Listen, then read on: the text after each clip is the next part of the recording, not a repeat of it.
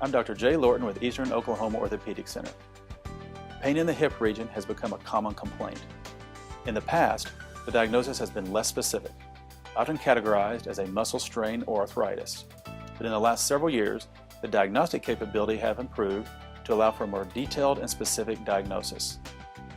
When a patient presents to the office complaining of hip pain, a thorough history and physical examination will be performed. Based upon these findings, imaging studies will be ordered. These include plain X-rays, MRI, and CT scans.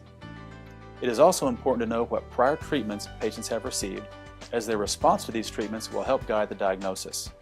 Patients whose problems are amenable to hip arthroscopy typically have intermittent, sharp pain.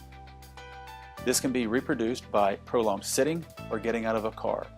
Another thing they may notice is occasional giving way in the hip, which may indicate a problem which could be addressed arthroscopically.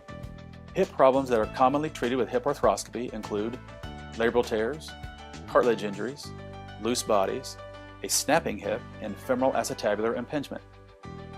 Impingement of the hip is one of the most common reasons to undergo hip arthroscopy. It is usually caused by excess bone or abnormal curvature of the bone surrounding the hip joint. This is addressed by arthroscopically removing the excess bone. Labral tears are another common reason to undergo hip arthroscopy. The labrum is a specialized type of tissue surrounding the hip joint which helps in stability. Labral tears often produce groin pain. Labral repairs typically result in reduction or elimination of the preoperative pain. A common contraindication for hip arthroscopy is severe arthritis.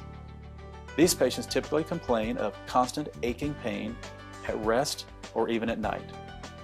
They will notice significant loss of motion, and their X-rays will show bone spurs, loss of joint space, and contour changes of the bone.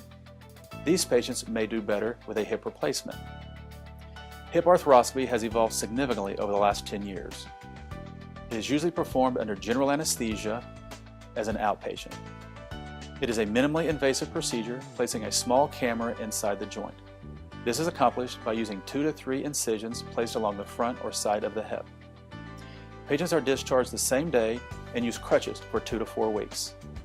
Physical therapy is started soon after surgery and plays a major role in overall recovery.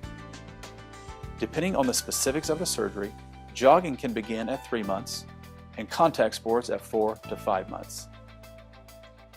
Using proper patient selection, surgical technique, and patient commitment to physical therapy, an optimal outcome can usually be achieved.